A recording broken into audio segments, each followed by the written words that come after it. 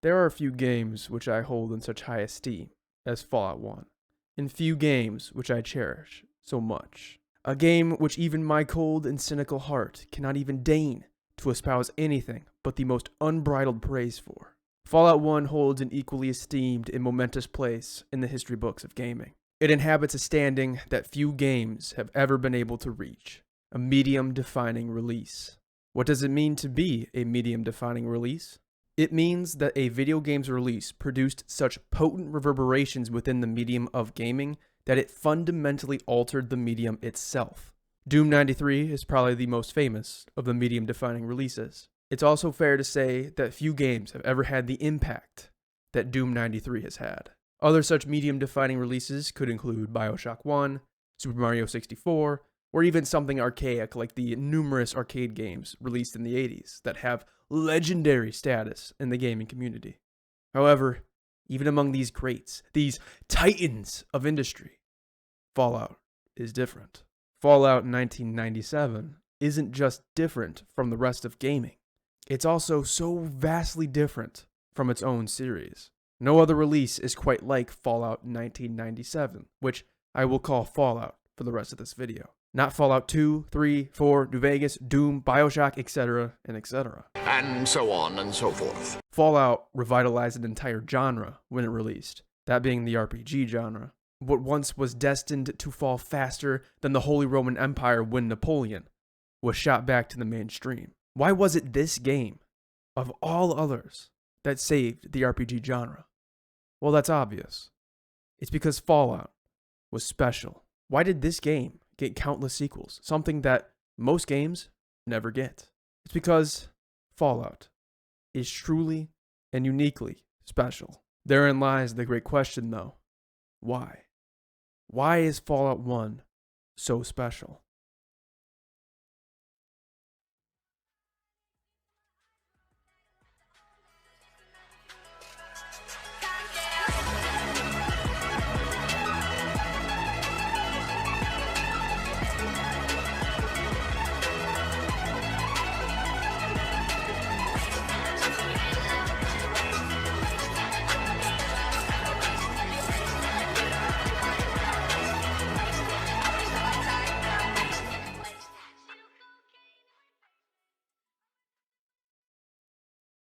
Also, I don't mean this in the cranially challenged way. Oh, no. I mean in the better, greater, or otherwise different from what is usual way. Just thought I'd make that clear. Fallout 1, being only 4 years younger than the modern-day European Union, older than the modern-day nation-state of Serbia, and older than yours truly, begins with the introduction cinematic before you even play the game. Even when you do get into the game, the introduction is the first option above new game. I guess that's just how they did it back in the day. That being said, this introduction is my favorite of the series, and succinctly gives the player all the information they need on what is happening in this universe and, more importantly, what Fallout is tackling with its narrative. The intro begins with the logo for Interplay. Peace be upon them. I miss you every single day, my beloved. And we open with an advertisement for the vaults. The intro explains wordlessly, or non-verbally I guess, how the vaults were meant to shelter humanity from an apocalypse. We see the US has annexed Canada. I guess Donald Trump got his way in this universe. I'm gonna come. I'm gonna do it. We also see 2 soldiers standing over an unarmed POW. One of the soldiers straight up executes the defenseless man. A clear sign that this America is really fucked up. I mean, we blow shit up all the time, don't get me wrong, but putting it on live TV for all to see is a whole nother level. One of these soldiers who is laughing about committing a war crime is actually Nate from fucking Fallout 4. Whenever I'm discussing this intro in a video, I will always bring that up because it is so insane. If you play Fallout 4 as Nate, you are canonically playing as a war criminal. After the soldiers, we see commercials for a car and a Mr. Handy. Despite taking place in an alternate reality, it seems American consumerism is consistent. Consumerism never changes. Throughout the beginning of the introduction, the song Maybe by the Ink Spots is playing, but it stops as the TV fades to black, and we see the ruins of America in the background. The echoes of that classic oldies song we all know and love. a grim juxtaposition to humanity's ultimate failure. The intro shifts into Ron Perlman's juicy narration, in which he divulges humanity's cycle of war, from the Romans to the Spanish Empire to the Third Reich, and finally to the fictional Great War of 2077. Each for resources and each destructive in their own way. The Great War was different in that it was an extinction-level destruction of humanity, in which only a few survived. Ron Perlman then gives the deets on our Vault Dweller before we are able to play. This intro is fan-fucking-tastic. The beginning starts cheerful with the oldies music before a darker, ominous tone sets in. That dark tone begins in earnest when we see a war crime on national television and peaks with the realization that humanity has been destroyed by itself. The advertisements serve as subtle explanations for our species' failure in this universe. A consumerist culture and economy which ate and ate, consuming the resources until there were none left. Also, there's a sad irony in the fact that, despite us fighting to the death for dwindling resources, we are still designing new fancy cars for our insatiable hunger. Ron Perlman's narration serves as the cornerstone of Fallout's message, succinctly stated in that all too familiar and often misused line, not naming names here, Bethesda. War never changes. A rumination on the fact that even though the names may change, the weapons may differ, and the ideologies may evolve, war itself is always destructive in every single form. War is a cycle that humanity could not break, even after thousands of years of recorded history, and thus, it finally broke us. This intro is bleak, and it is exactly in line with what Fallout is as a game. A serious, unrelenting, and brutal exploration of humanity, from the very best of what and who we are to the very worst. Fallout barely ever brings levity to its story, and the intro perfectly primes the player for that reality. One of the best aspects of Fallout is the consistency of its tone. I love Fallout 2 with every fiber of my being, but some of the goofier elements in that game just do not work for me. Fallout New Vegas balances its goofier side with its serious side extremely well in my opinion. However, I think there is something to be said about a game that strikes its tone right out the gates and maintains it more or less for its entire runtime. Tonal consistency is a vital aspect of storytelling, and the opposite of tonal consistency, tonal dissonance, can cripple a story's emotional base. Fallout 1 has no tonal dissonance whatsoever, and that consistent dark and brutal tone the game strikes throughout hits that much harder as a result. This is part of what I mean when I say Fallout doesn't feel like its successors even. No Fallout product since has had the tone that Fallout 1997 has had. Bethesda's games are far too goofy, and Fallout 2 and New Vegas try to balance levity with somber storytelling to various degrees of success. Fallout New Vegas being a bit more successful in this regard, in my opinion. This intro does a lot for Fallout. It sets up the tone brilliantly, underscores the failures of the pre-war society, and hooks us into this awesome setting. The ending also sets up the player's backstory. We are a Vault Dweller who's never seen the outside world. That's literally it. It is the epitome of the blank slate RPG protagonist, and it's perfect. This isn't a John Fallout situation in which we know that our character was a soldier, a war criminal, a father, and we knew what his voice sounded like. No. The Vault Dweller can be whoever we want them to be, just like an RPG protagonist should be. Speaking of the RPG protagonist, we have the good old character creation. For some inconceivable reason that only Vishnu, Brahma, and Shiva know, there are these weird preset character builds with their own backgrounds written out already. Why anyone would want to pick these three hombres, I have no idea, but they're there, I guess. I don't know, seems to defeat the point of a blank slate protagonist, but to each their own. Past those three, there is the main character creation screen, and oh my god.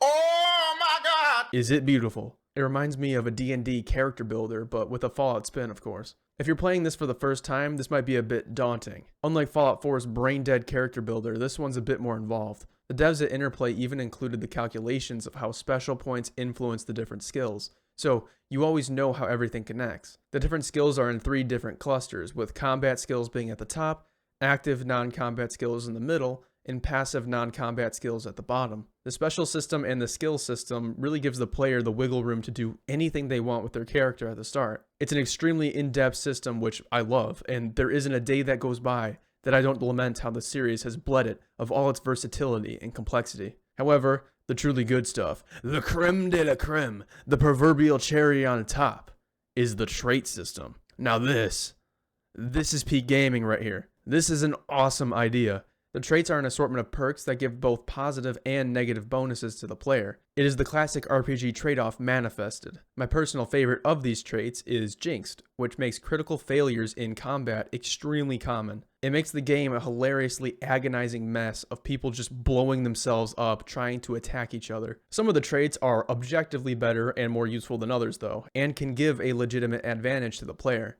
Gifted is straight up broken and gives the player an extra point to each special stat with just a minor debuff to some skill point allotment that can easily be cancelled out with the educated perk. For my character, I went a bit sweaty, I'm not gonna lie. My goal was to make the most OP character I could, so I could get the footage I needed for this retrospective of sorts as fast as possible. My character ended up looking like this.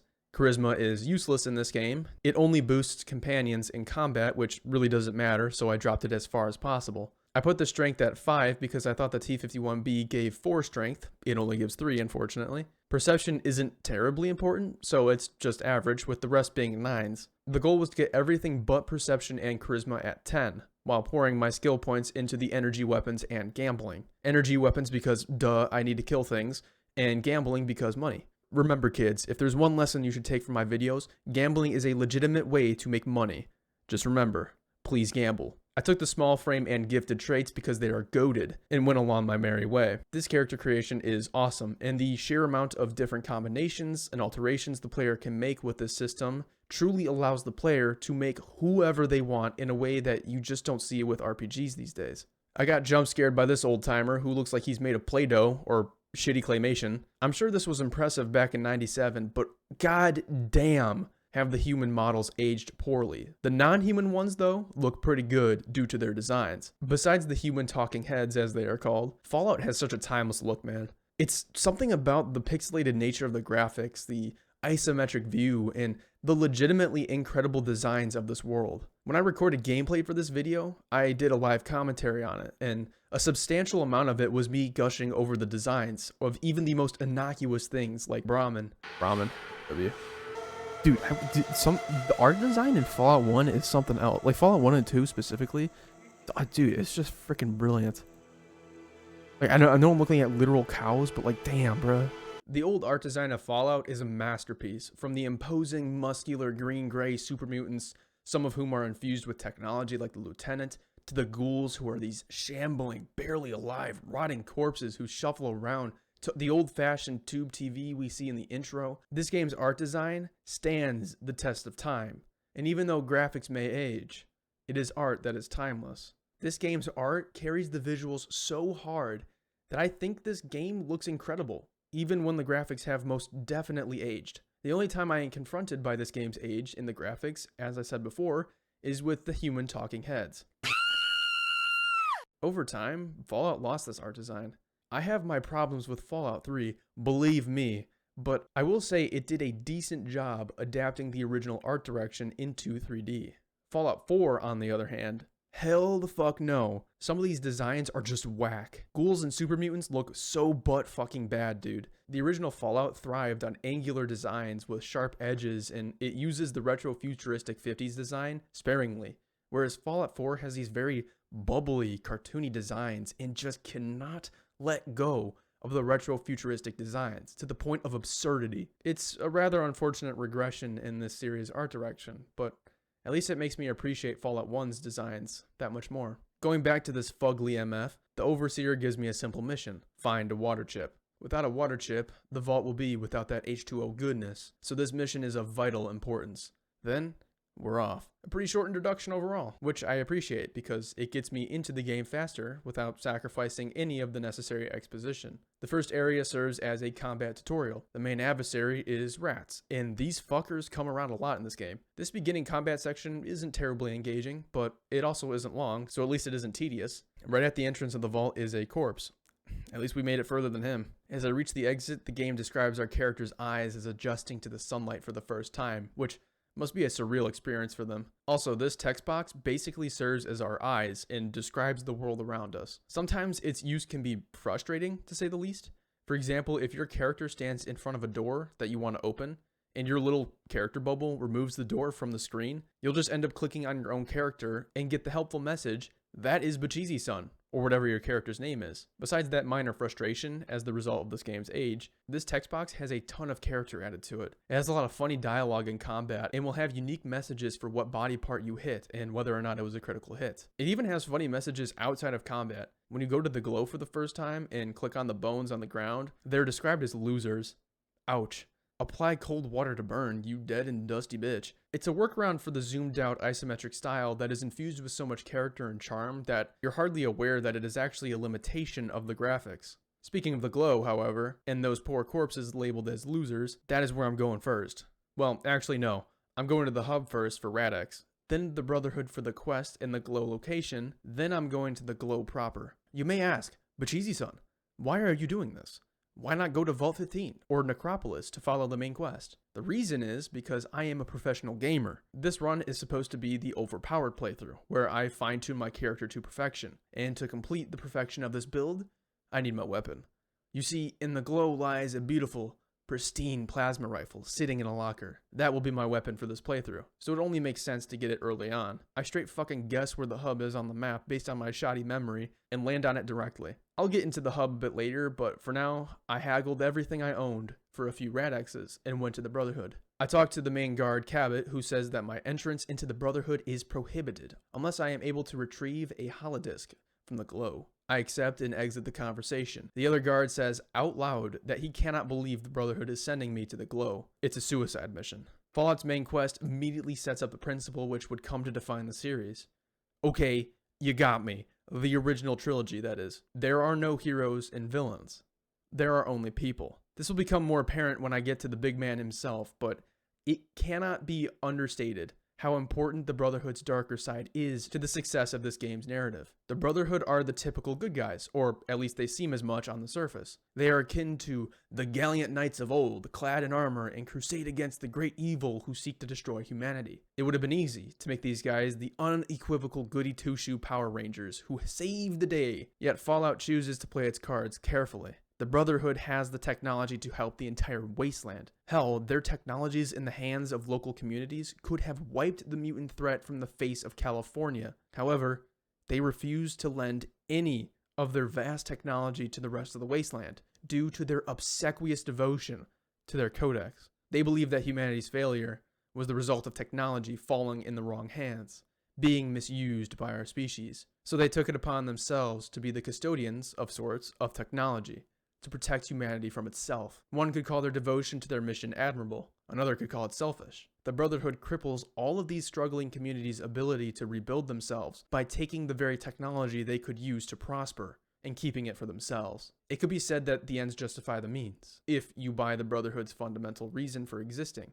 But it is undeniable that their dogmatic loyalty to their mission precludes them from being the perfect altruistic heroes of the wasteland. Their goal is altruistic in nature, to prevent humanity from destroying itself, but their methods are decidedly not as kind-hearted in practice. It took the wasteland almost succumbing to the sheer weight of the mutant threat before the Brotherhood even dared lift a finger to help. These guys send our character to their unwitting death, and they let the wasteland toil for 80 years whilst giving them none of their advanced technology. They're also extremely xenophobic. The Brotherhood is not perfect. They are not all good.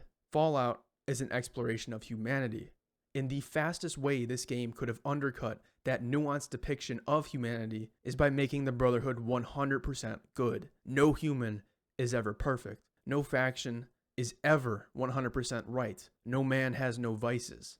And no ideology has ever or likely ever will be perfect. The second a faction becomes all white or all black, it ceases to lose those all-powerful narrative tools, nuance and realism. Fallout understood this. It understood that you cannot start a game with the line, War never changes. and fundamentally misrepresent the very beast that you seek to analyze. Humanity is complicated, contradictory, and utterly illogical at times. Even the best among us have their failings, and the Brotherhood is no different. You may have noticed that I said the main story follows this principle. The reason I said main story and not just the story is because Fallout fails to extend this principle of no heroes and villains to even a plurality of the rest of the game. Irregardless of the rest of the game, the main story of Fallout deserves praise for shifting the Brotherhood firmly in the morally gray, and this principle set forth by Fallout would eventually be replicated and nearly perfected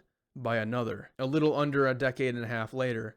I'm talking about New Vegas. With the death mission in tow, I reached the glow. Hey, that rhymes. Funny story about the glow. The first time I ever played Fallout, I didn't understand how radiation poisoning worked in this game. So I took insane amounts of radiation thinking it didn't do anything because there aren't immediate consequences. I got the holodisk and cleared out the entire area, but when I tried to leave, I died after walking for 2 seconds because that's how radiation works in this game. It only severely affects your character when time passes, which only happens when you wait, interact with something, or leave an area. I lost about 3 hours of game progress when that happened on my first playthrough, and that's something that Fallout is not afraid to throw onto the player. Utter and complete failure. This game is so unafraid to hand the player a big, steaming pile of failure that it's actually an ending in the game itself. As in, you get a single slideshow ending of your main character sitting on the ground, dead as a doorknob, as Ron Perlman narrates your death. Perlman also does not hold back in these descriptions. They usually go something like, "The desert sands pass over your long dead bones. Not even the carrion eaters are interested in your irradiated corpse." Or, "The light fades from your life as you enter the cold, empty, black embrace of death. The same fate is soon to come to your vault." What did I do to deserve this absolutely brutal ending slideshow? God damn. A prevailing theme of this game is that it truly has no chill. It will make you feel like an idiot, and I kind of love that. True, abject failure is such a lost virtue in gaming these days. Modern games are so afraid to let go of your hand that they seldom push the player to be better at the game and master its mechanics. There are very notable exceptions, but the trend has generally been more coddling of the player. Fallout came out at a time when games just said, "Fuck you, figure it out." There is no lobotomy marker in the wasteland. There is no escaping that scene of your skeleton. And there is no escaping getting one shot by a mutant who hits you with a whopping 110 damage in the late game. Fallout forces the player to adapt, not the other way around. With no lobotomy marker comes a truly foreign and mortifying notion that will shake the very fiber of even the most seasoned gamer's being. Using your fucking brain. I urge anyone who has never played this game before to not pick up your phone and Google the answer. Use context clues, put the pieces together, know when to use this skill or that one, and the eventual mastery of the game will feel positively sublime as a result. Fallout isn't afraid to straight up say, "You failed, try again." Was it stupid to go to the Glow, a place whose name is a reference to the radioactivity present there, without reading how radiation works? Yeah, it was. And I was punished accordingly. Failure in overcoming failure. What is that called again? Oh yeah, triumph, which invariably leads to satisfaction. Fallout's ability to let the player fail, to leave them hanging, so to speak, is indicative of the fact that this game always respects the intelligence of its player. These things may seem minute. Something as simple as not having a beacon the player can mindlessly follow, expecting that the player can discern that when an NPC mentions that Necropolis produces a lot of water, they should probably go to that location for a water chip. But they all go a long way. Despite this game removing the player entirely from the eyes of our protagonist, in a way, Fallout 1 and 2 have the most immersion of the series, because I am always interacting with and engaging with the game itself. Fallout 3 onwards, the player disconnects from the world constantly, because the game is just telling us what to do. We don't engage with the world itself because the world is less of a cohesive game space and more of an assortment of fucking lobotomy markers you follow. That trust in the player. Games used to have that. A lost virtue of gaming indeed. I may have failed at the Glow all those years ago, but I will not fail this time. I won't fail.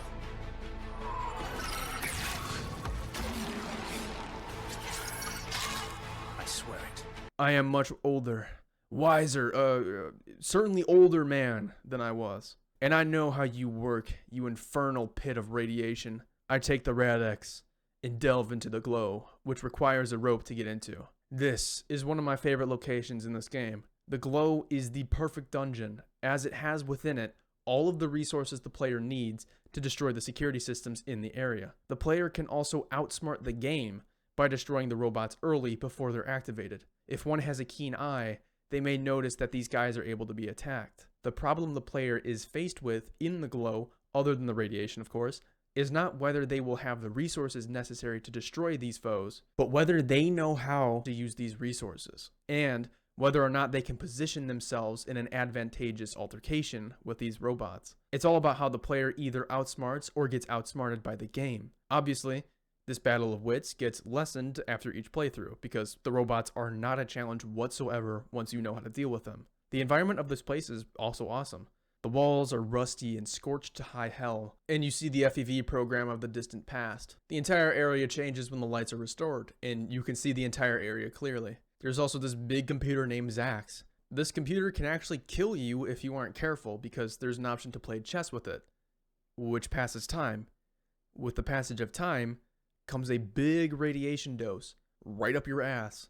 Not very fun, let me tell you. You additionally cannot beat Zax at chess either. So if one attempts over and over, they're going to go the way of the dodo bird. Zax, other than killing you with chess, has an assortment of interesting dialogue. The computer provides the backstory on the FEV virus and how it works, and what West Tech wanted with it. He mentioned something about it being transferred to Mariposa. I'm certain that's not important. The nature of this thing's AI is quite interesting too. Zax is capable of learning, evolving, displaying creativity, and is alive in all but blood. Zax questions the nature of its very being, and understands its own ability to think as being equivalent to having a soul. However, the damage done to the facility has limited its ability to truly feel, leaving it with a sense of frustration. It's a remarkably in-depth discussion about what it means to be alive, and what it means to be human. Can something inorganic possess the qualities to make it human? Does Zax's faith in the existence of its soul qualify as having a soul in the traditional human sense? It's an interesting quandary from a side character you can completely miss, which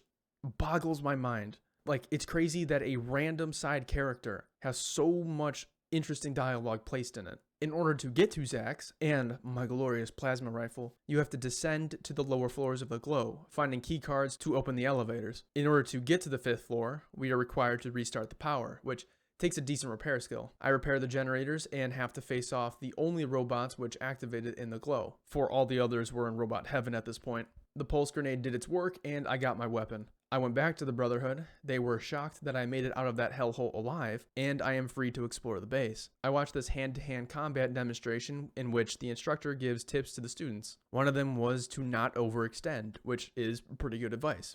Let me show you why. So in this clip, you can see this NPC do a little thrust forward. This may seem harmless, but she leaves herself unbalanced due to the overextension, as you can see. Her imbalance allows me to do this. As you can clearly see, kids, overextension es muy mal. When you inevitably find yourself in a life or death sword fight in the 21st century, keep this in mind. Besides getting skill boosts by listening to the trainer, I came to the Brotherhood base to get the T-51B. It's worth mentioning how vastly superior the Brotherhood is technologically and size-wise to every other faction in this game other than the mutants. This is the peak of the Brotherhood's power, which is reflected by the title of this game being the iconic T-51B Brotherhood Power Armor. It goes to show both their restraint and dogmatic loyalty to keep all of this technology from the rest of the world that desperately needs it. I get the power armor from the Brotherhood, which requires stealing a component from Paladin Romulus over there, or whatever the hell his name is. Then I leave for Necropolis. Necropolis is a really cool location, and the soundtrack here needs some recognition. It is just so unsettling and really sells the dead, lifeless city the Vault Dweller is about to enter. The first thing we see are a bunch of shambling people. If I approach them though, they start attacking me. These are feral ghouls, people who have been scorched by radiation and have lost their minds. In the interior of the buildings house the non-feral ghouls, who are shambling, rotting humans with their minds intact. I go into the sewers and see a massacre of ghouls and mole rats. Eventually, I reach these ghouls who beg me not to shoot. These are a group of ghouls who oppose Set's reign. Who's Set? This guy. The absolute peak of this game's art design, or at least tied with a certain someone else. I love the way Set talks. He always talks about his shadow. His voice is deep, gravelly, and all around the voice actor nailed it with him. Which I actually realized later that the voice actor for Set is Jim Cummings himself, who voices a certain other character in this game.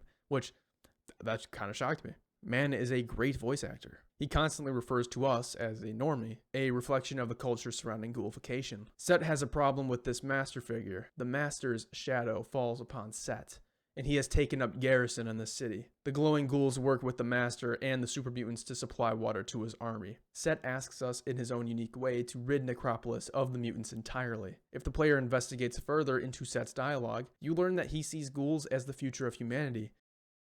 The future. Survival anywhere. We surpass the norms.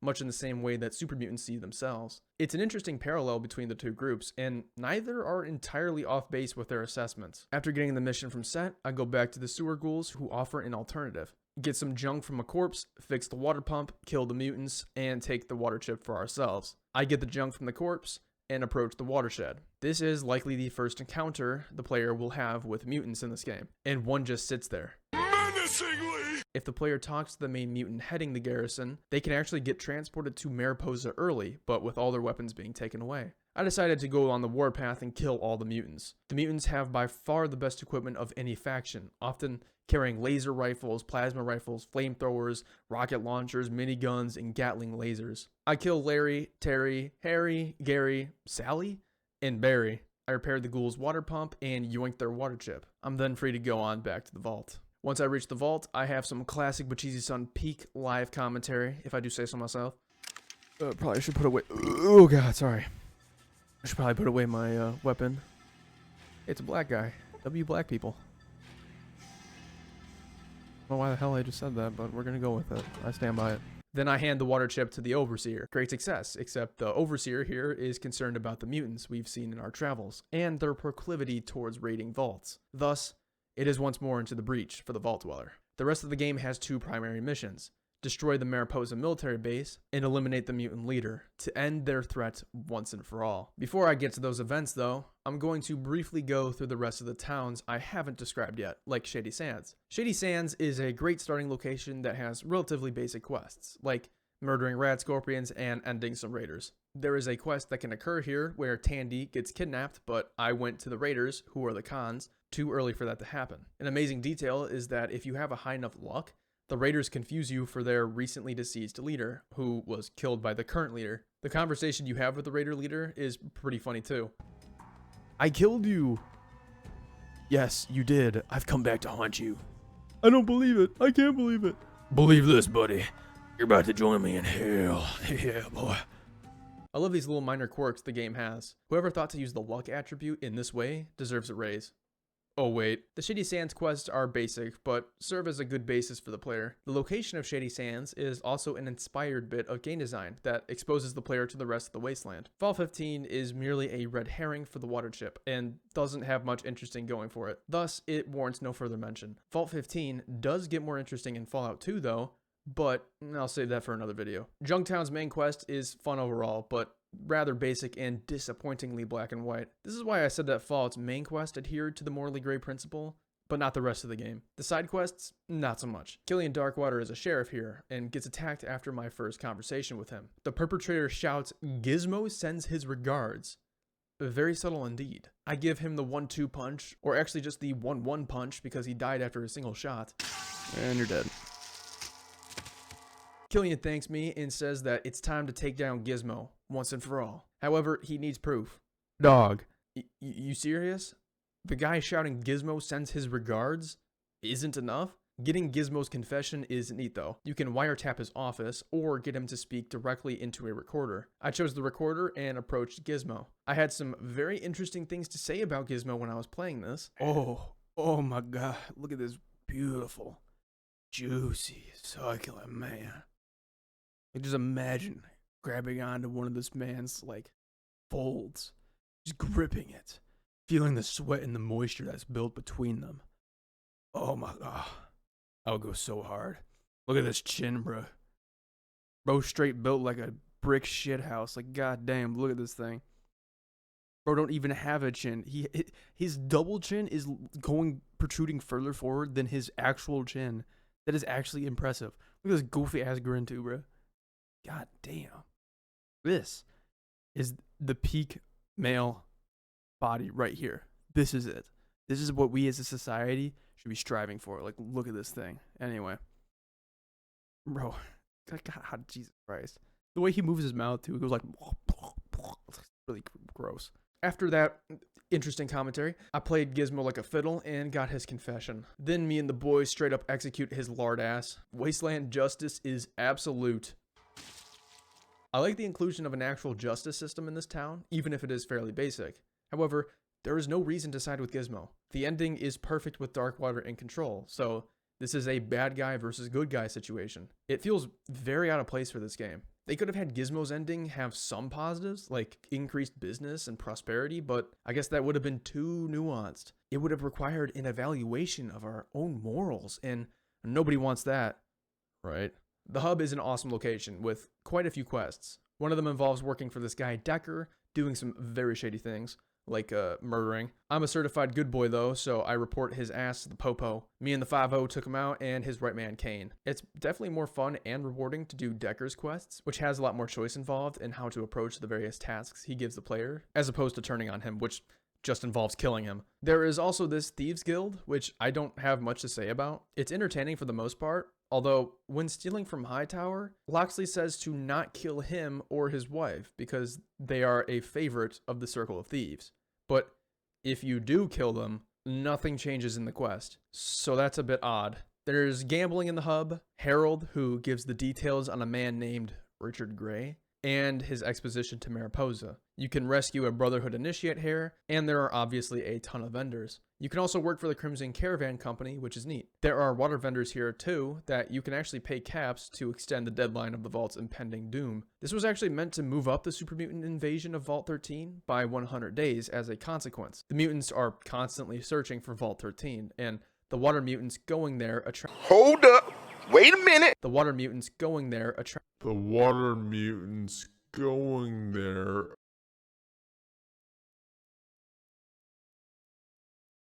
The water mutants going there attracts them to the vault faster. It would have been an awesome way in which the world reacted to the actions of our player, but they patched that out, so it doesn't matter. The best aspect of the hub is how it shows the interconnectedness of this world. Most trade flows through this community, and even relatively isolated communities like Shady Sands have some contact with the hub. Something Fallout does excellently is show how the world functions. You always see plants being grown, wells showing how water flows, and traders going from place to place. It's a vital piece to the immersion that Fallout builds. The Boneyard, aka my bedroom, has 5 main locations: Adatum, the Blades, Deathclaw Alley, the Gunners, and the Followers. The Boneyard is actually meant to be LA, by the way. The main conflict here is between the Blades and the Regulators. The Regulators seemingly keep the peace in Adatum, but are in reality oppressive assholes who lord over the people of Adatum. I kill all the Regulators by myself, the people of Adatum cheered, and the Blades were safe. It's another black and white quest. Deathclaw Alley requires the player to kill this Mother Deathclaw. Here's a pro tip: aim for the eyes. The Gunrunners can give guns to the Blades in their fight against the Regulators, but they ended up just supplying my carnage. Boneyard is aight for the most part. Smitty and Miles are goated for upgrading the plasma rifle and armor though. Alright, with that out the way, it's on to Mariposa, which I did after killing the mutant leader for some reason. I'm gonna do Mariposa first in this video, because it just makes more sense that way. Mariposa is an entire gauntlet of super mutants, and it's probably the toughest combat encounter of the game. You can convince the Brotherhood to help in this battle, or do it alone. Because I ain't a pussy, I did it alone. My dog fucking exploded, and I tore through the halls of Mariposa, mutant by mutant. There are other ways of getting to the bottom later without violence, but I was too far gone on the warpath at this point. Even though I totally didn't have to, I fought the lieutenant of the Master's army. Despite playing on hard, he was no challenge for me. He has this sick custom death animation where his intestines explode out his body.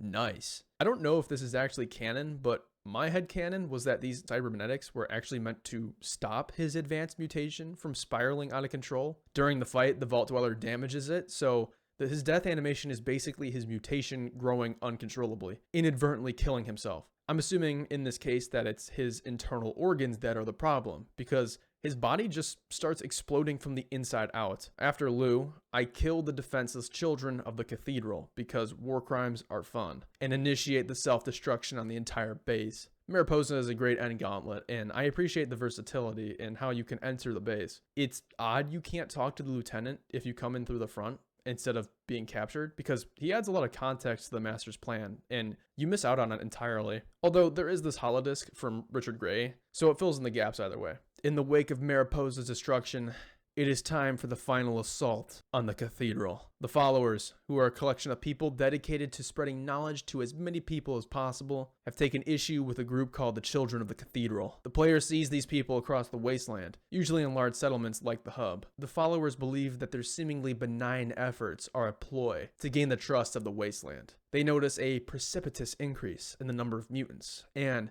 that, combined with stories of caravans disappearing and an army forming in the west, has the followers spooked. They give me a few of their scouts as backup and tell me to infiltrate the cathedral proper. The soundtrack of Fallout has already been incredible up to this point. I mentioned the Necropolis soundtrack earlier, but they're all great. None, however, compare to Acolytes of the New God. Not only is the name like an orgasm for the mouth to say, it is a brilliant piece of gaming score.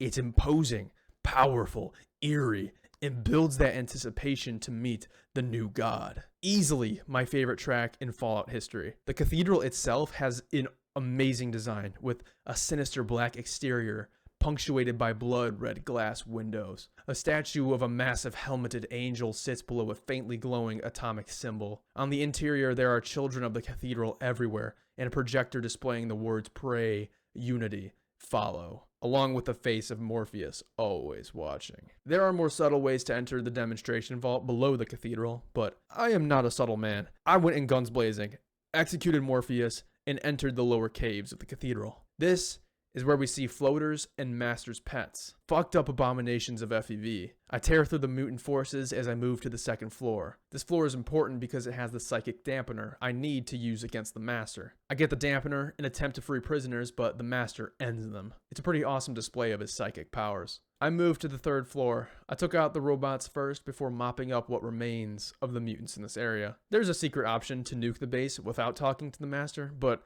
that's lame. So I walk towards the Master's chambers. The biomass caking the walls becomes thicker as I approach the door. The area beyond it is invisible. I open the door and a hallway is revealed. The biomass is even thicker here, and more of the hall is revealed as I move forward. Real quick before I talk to the Master himself, I have to underscore how important the pacing is to the Master's success as a villain. At the beginning of the game, you don't hear or see any mutants. Slowly, you hear whispers of disappearing caravans, and these children of the cathedral setting up shop everywhere. You see the first mutants at the watershed in small numbers. Then you go to Mariposa and fight through the gauntlet. Eventually, you find the holodisc and understand the motivation of the Master. It's a slow build-up to this very moment. Everything the game has done narratively has set up this last conversation, and it makes it ever the more potent because of that build-up and pacing. The Vault Dweller and the Master in one room. Finally. I could have probably answered this video's title with 2 words. The Master. Why is Fallout 1 so special? It's the Master. And I'm pretty sure 90% of you would understand what I mean. There is a reason this is one of the most renowned conversations in gaming. So what shall it be? Do you join the Unity, or do you die here? Join. Die! Join. Die! The Master begins the conversation from a position of power, giving the Vault Dweller 2 options. It's obvious the Master is confident here. The tides of history are on his side. The mutants are the future, and the normals are but echoes of a bygone past. The Vault Dweller requires a high speech check to defeat the Master with words, and the intellect of the player to sift out the right option. The Vault Dweller tells the Master that if he can prove that his mutants are the best for humanity, the Vault Dweller will join him. The Master almost scoffs at this.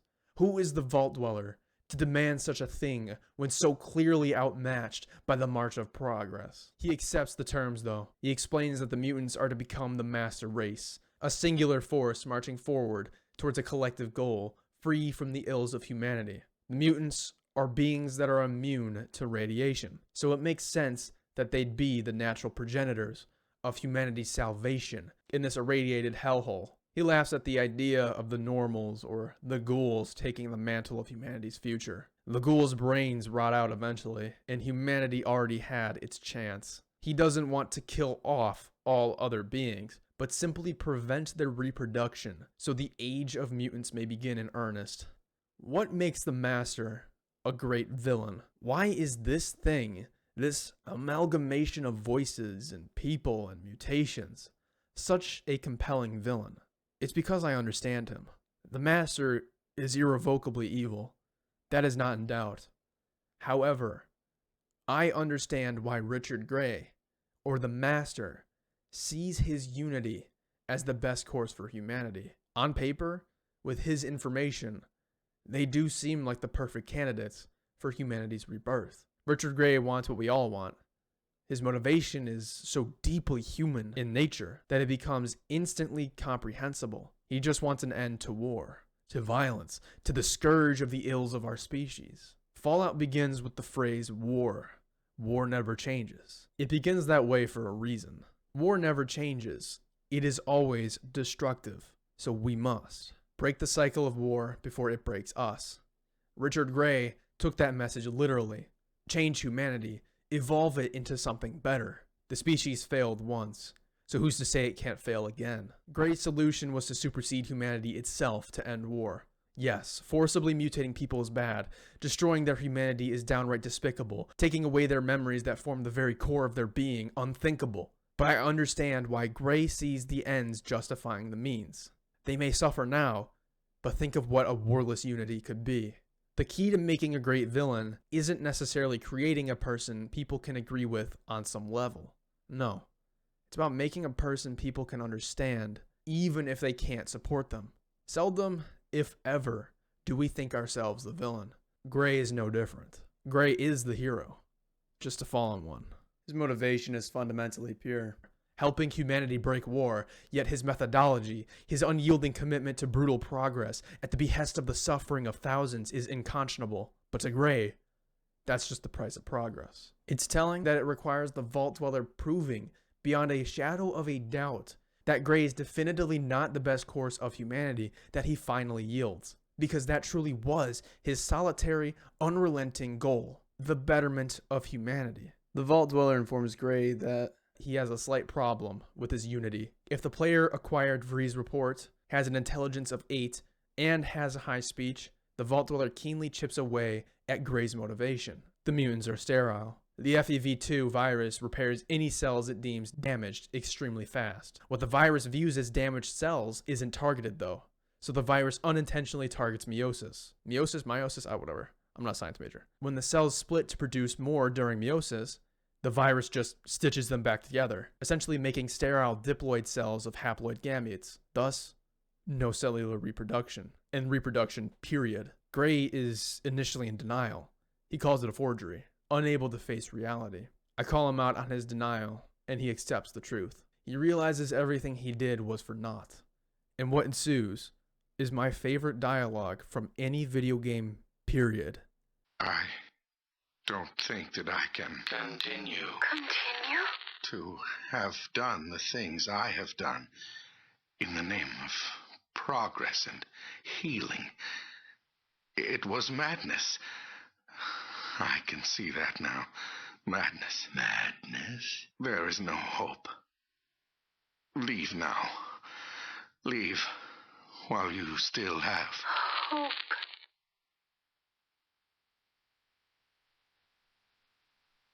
There's a reason I elected to use a black background for the Master's last line. Take away the four-eyed, technology-infused abomination before you. Those words Gray speaks. It's the humanity of them that's so profound. There's something so undeniably and tragically real about a man realizing he failed himself and his fellow man. A man who realized his narrow-sighted vision on his utopia, his overconfidence in himself, his self-image as this God figure led to the suffering of so many for absolutely nothing. All those people he destroyed for nothing. Jim Cummings and Catherine Susi, apologies if I mispronounced that, do an incredible job with this performance. Jim Cummings in particular has all those little pauses and audible breaths, almost as though he's exasperated. The domineering, smooth line reads at the start of this conversation are gone, replaced by a man who trembles under the weight of his sins. A man who can no longer live with what he's done. These last lines represent the mask coming off Gray. The master, the holy flame, the dark god recedes, and we're just left with Richard Gray. Gray's story has profound somberness to it. Someone whose entire life was dedicated to overcoming humanity ironically fell to its flaws. The holes in his plan should have been cleared to Gray much earlier. He started mutating people en masse in 2137. The Vault Dweller has their fateful confrontation with Gray in 2161 or 2162. That's about 25 years of a growing supermutant population for Gray to observe. In all of those 25 years, he never saw a pregnant mutant or a baby supermutant. Even his own lieutenant was aware of the sterility of his species. Gray should have realized long ago that there was no future to the mutant race. And yet, he doesn't. His conviction couldn't allow that realization. It's not that he wasn't able to see this issue, it's that his humanity couldn't allow it.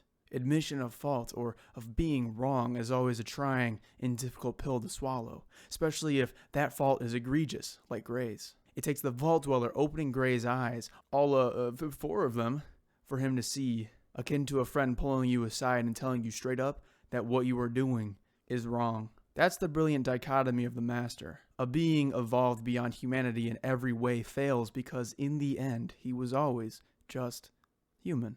The reason this conversation hits so hard is it is just 2 people arguing about what's best for the human race. The concept is so simple, yet the execution is so perfect. It's the scene we see play out over and over again with people, agreeing on the motivation of bettering humanity, but just disagreeing on how. Instead of turning to war, the Vault Dweller decides to prove the Master wrong, fighting fire with water. Except for all the people I killed getting in here, but that's besides the point. In doing so, the Vault Dweller finally ends the Master's war. The Vault Dweller doesn't end the war by combating human nature, or superseding it like Gray, but by appealing to it. Perhaps a lesson in our never-ending quest to stamp out that most horrific of events. This is why the Master is such a compelling character. He is just so real.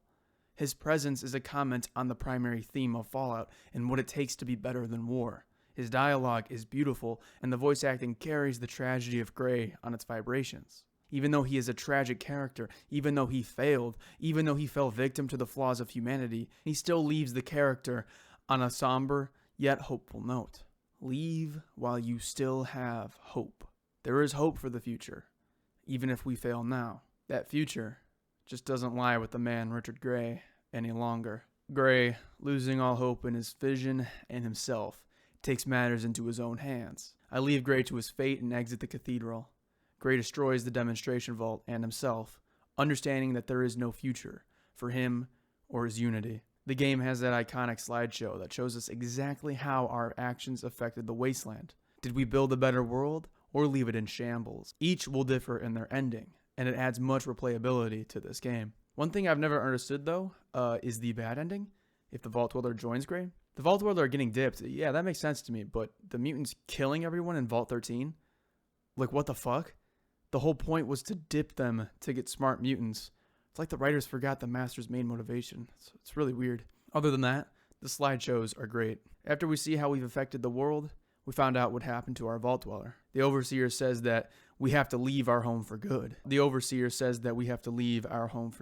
Everyone will want to emulate us and leave the vault, which the Overseer cannot allow. He ends by saying, I'm sorry. You're a hero, and you have to leave. It's a rather somber end for our protagonist, and while you kinda understand where the Overseer is coming from, in a truer, more honest sense, fuck this guy. I was hoping my character was evil so I'd get to kill him. Damn, too many good deeds. That's another awesome detail is how the karma affects the ending, by the way. Our Vault Dweller, now armored and battered by the wastes, walks away from the home he saved and into the wasteland to an uncertain future. Why is Fallout 1 so special? To distill that answer down to a single component, would be a great folly on my part. There are a plethora of interconnected reasons, all interacting and playing off each other, for why this game is special. The art design is legendary. The voice acting is top-notch. The tiny details charming, the character creator liberating, and the combat engaging. Fallout is incontrovertibly a great game. It stands the test of time, and there are few games which are as consistently good across the board as Fallout. But there are a lot of great games. So what sets Fallout apart? The answer is rather simple. It showed what this medium was and is capable of. Fallout knew exactly what it wanted to be: an exploration of humanity's violence. It knew its tone from the start and kept it that way the entire time. Fallout is brutal, and it does not hold back with cheeky levity. Few games, if any, would dare start with those words, "War never changes," and then proceed to explain humanity's inability to let go of war. Few games would ever give near full control to the player and throw them to the wolves like Fallout does. Fallout understands the strength of gaming as a medium and the strength of role-playing as a genre. Fallout doesn't just tell you what you should feel about its story. No. You are the story. Every moment you interact with this world and engage in conflict, that message is always in the back of your mind. War never changes. Do my actions serve to break that cycle, or am I just another revolution? It's your job to answer that question, and your judgment is the ending slideshow. There are few games that ever make this realization. They fail to see that gaming has such potential as a storytelling medium, often taking agency away from the player. Fallout is different, because it is one of the few games to successfully embrace this side of the medium. The Master, or Richard Gray, remains one of my favorite video game characters to this day. Beating him with words will always be an iconic gaming moment, precisely because the game doesn't tell you how to do it. It takes exploring every inch of this game, building the correct character, and, most importantly, understanding who Gray is as a character to beat him in this way. It is our triumph over our adversary, not the game handing us the easy W. I can think of few games more worthy of a franchise than this one. Fallout told a special story. A story of failure, of humanity, of self-reflection, of hope, and of the player themselves. And that story was fucking incredible. Fallout told a story only a game could tell. And that, along with everything else I've said, the dialogue, the characters, the themes, that is why Fallout 1 is special.